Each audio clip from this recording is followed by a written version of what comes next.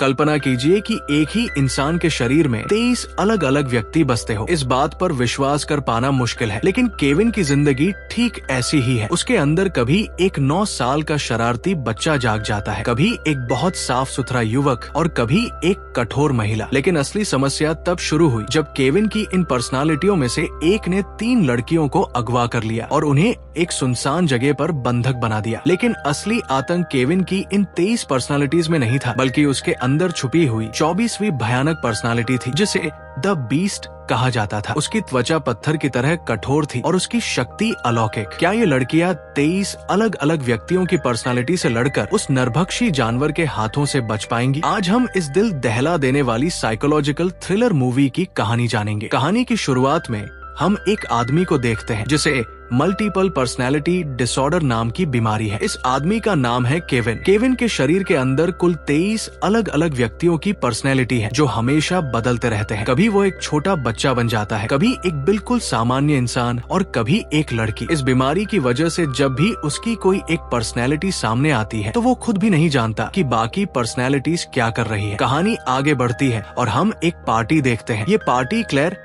और मार्सिया नाम की 2 दोस्तों की थी। उन्होंने केसी नाम की एक और लड़की को भी इनवाइट किया था। सच्चाई ये है कि क्लेर और मार्सिया केसी को बिल्कुल पसंद नहीं करती थी और उसे बुलाना भी नहीं चाहती थी, क्योंकि केसी बहुत शांत स्वभाव की थी और वो हमेशा सबसे अलग रहना पसंद करती थी। पार्टी खत्म होने के बाद जब केसी घर जाने लगी तो उसने देखा कि उसकी कार खराब हो गई है। क्लेर के पिता ने तब केसी से कहा कि वो उनके साथ कार में चली जाए। केसी तब क्लेर और मार्सिया के साथ कार में बैठ गई। ठीक उसी समय केविन अचानक कार के अंदर घुस गया और पलक झपकते ही उन तीनों को बेहोश कर दिया। जब लड़कियों को होश आया तो उन्होंने देखा कि वे एक अजनबी जगह पर एक बंद कमरे में कैद है। तब केविन वहां आया और मार्सिया को खींचकर बाहर ले जाने लगा। केसी ने चतुराई से मार्सिया से कहा कि वो अपने कपड़ों को गंदा कर दे। मार्सिया ने वही किया। गंदगी देखकर केविन उसे छोड़कर चला गया। केविन की इन 23 पर्सनालिटियों में से एक का नाम है डेनिस और अभी यही डेनिस सामने है। डेनिस को ओसीडी की समस्या है, इसलिए वो सफाई स्वच्छता पर बहुत पागल है। वो एक ही काम बार बार करता है और बहुत सेंसिटिव है। डेनिस की एक अजीब आदत है कि वो लड़कियों को डांस करते हुए देखना चाहता है। इसी लालच में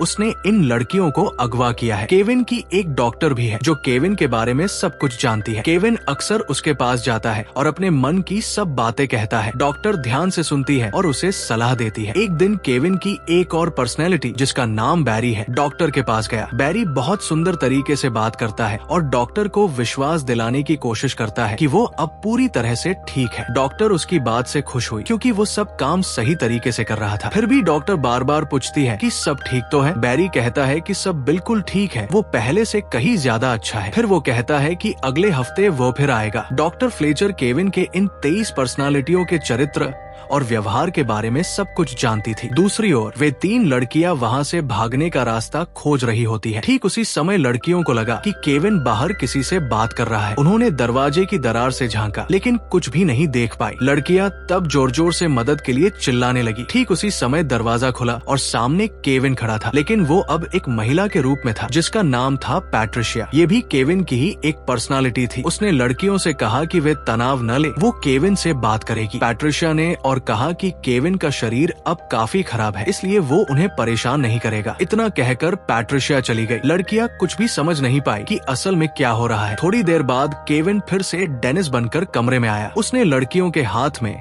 सफाई का सामान थमाया और कहा कि जगह को साफ करें। डेनिस के चले जाने के बाद केविन फिर से लौटा, लेकिन इस बार वो 9 साल के बच्चे की तरह व्यवहार कर रहा था जिसका नाम था हेडविग। वो बहुत डरा हुआ केसी के पास आया और कहा कि बहुत जल्दी यहाँ कुछ भयानक होने वाला है। लड़कियां पूछती है कि किसकी बात कर रहा है। हेडविग कहता है कि ये बताना उसके लिए मना है और अगर वो बता देगा तो वे डर जाएंगी। जब वो जाने लगा तो केसी उसे रोककर अपने पास बुलाया। केसी ने उसके कान में कहा कि डेनिस अब लड़कियों के लिए नहीं बल्कि हेडविग के लिए ही वापस आ रहा है। ये सुनकर हेडविग बहुत डर गया। उसने बताया कि उसने डेनिस को कहते सुना है कि वो 4 दिनों से लड़कियों का पीछा कर रहा था, फिर उन्हें अगवा किया। केसी उसे और डराने के लिए कहती है कि उसने डेनिस और पैट्रिशिया को बात करते सुना है कि अब उन्हें एक लड़का चाहिए। केसी हेडविग से कहती है कि अगर वो उन्हें भागने में मदद करे तो वे उसकी मदद करेंगी, लेकिन हेडविग डर के मारे नहीं कहकर वहाँ से चला गया। इसी बीच लड़कियां छत से भागने का एक रास्ता ढूंढती है, लेकिन तब हेडविग फिर से लौटा। केसी और मार्सिया दरवाजा अंदर से कसकर पकड़ कर रखती है ताकि क्लेयर बाहर निकल कर भाग सके, लेकिन ठीक उसी समय डेनिस आ गया। उसने दरवाजे पर जोर का धक्का देकर अंदर घुसा और क्लेयर को पकड़ लिया। क्लेयर की शर्ट गंदी हो गई थी, इसलिए उसने क्लेयर से कहा कि वो उसकी शर्ट उतार दे। क्लेयर खुद को बचाने के लिए एक कमरे में दौड़कर खुद को बंद कर लिया। दूसरी ओर केविन डॉक्टर के पास गया। डॉक्टर ने पूछा कि वो अब कौन है। केविन ने कहा कि वो बैरी है, लेकिन डॉक्टर को संदेह हुआ कि वो झूठ बोल रहा है क्योंकि उसमें डेनिस जैसे OCD के लक्षण दिख रहे थे। डॉक्टर समझ गई कि बैरी बनकर असल में डेनिस ही बात कर रहा है। उन्होंने केविन को याद दिलाया कि उसके अंदर 23 अलग अलग हस्तियां हैं। ठीक उसी समय केविन बिल्कुल चुप हो गया। डॉक्टर ने उसे उसके 24वें पर्सनालिटी द बीस्ट के बारे में पूछा। दूसरी ओर पैट्रिशिया जब लड़कियों को खाना देने गई तो मार्सिया ने एक कुर्सी से उसे मारकर भागने की कोशिश की। केसी भी उस मौके पर दौड़ी, लेकिन पैट्रिशिया ने दोनों को पकड़ लिया। मार्सिया ने खुद को एक कमरे में बंद कर लिया। इस बीच डॉक्टर और उसका सहायक CCTV फुटेज में देखते हैं कि केविन गंदे कचरे पर चल रहा है, जो डेनिस की आदत से बिल्कुल उल्टा है। डॉक्टर समझ गई कि केविन जानबूझकर ये कर रहा है। केसी फिर से हेडविग से मिली। हेडविग केसी से कहता है कि उसे गाना सुनकर नाचना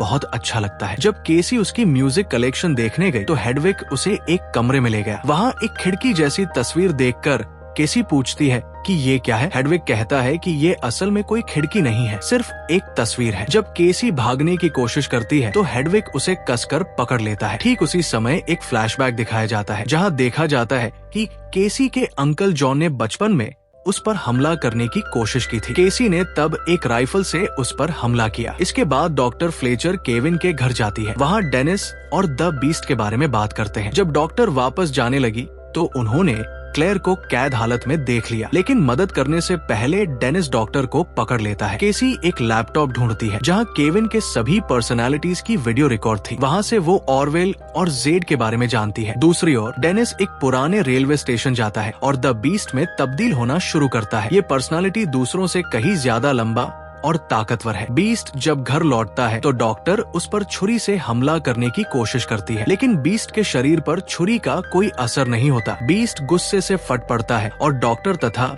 क्लेयर को मार डालता है। केसी किसी तरह दरवाजा खोलकर बाहर निकलती है और देखती है कि मार्सिया और क्लेयर दोनों मर चुकी है। ठीक उसी समय बीस्ट वहां आ जाता है। केसी डर के मारे सिकुड़ जाती है। अचानक उसकी नजर एक कागज पर पड़ती है जहां केविन का पूरा नाम लिखा था, केविन वेंडेल क्रॉम। केसी बार बार जोर से ये नाम पुकारती है और तब बीस्ट के बजाय केविन खुद वापस आ जाता है। डॉक्टर और लड़कियों के लाश देखकर केविन रोकर बिखर जाता है और केसी से कहता है कि वो उसे मार डाले। ठीक उसी समय केविन के पर्सनालिटीज बहुत तेजी से एक के बाद एक बदलने लगते हैं। केसी फिर से केविन को पुकारने की कोशिश करती है, लेकिन इस बार केविन नहीं आता। बीस्ट पूरी तरह से कब्जा कर लेता है। केसी तब एक शॉटगन से उस पर गोली चलाती है, लेकिन अविश्वसनीय रूप से गोली से बीस्ट को कुछ नहीं होता। केसी खुद को एक पिंजरे में बंद कर लेती है। जब बीस्ट पिंजरा तोड़ने की कोशिश करता है तो वो केसी की पेट पर कई पुरानी चोटों के निशान देखता है। असल में केसी बचपन में बहुत दर्द से गुजरी थी, जो बीस्ट महसूस कर सकता है। बीस्ट तब कहता है कि उसका मन बहुत साफ है। इतना कहकर वो केसी को न मारकर वहाँ से चला जाता है। केसी रात भर वही छुपी रहती है। सुबह जब पुलिस और रेस्क्यू टीम आती है तो पुलिस केसी को उसके अंकल के पास भेजना चाहती है, लेकिन वो कुछ नहीं बोलकर सिर्फ रोती रहती है। दूसरी ओर केविन शीशे के सामने खड़ा होकर अपने पर्सनैलिटियों से बात करता है। टीवी न्यूज में कहा जाता है कि ये मल्टीपल पर्सनैलिटीज वाला अपराधी अभी भी लापता है। न्यूज देखकर रेस्टोरेंट में बैठी एक महिला अपने साथी से कहती है कि 15 साल पहले भी ऐसा ही एक अपराधी था जिसका नाम वो याद नहीं कर पा रही। तब उसके बगल वाला आदमी जवाब देता है, मिस्टर ग्लास, और यहीं पर कहानी खत्म हो जाती है।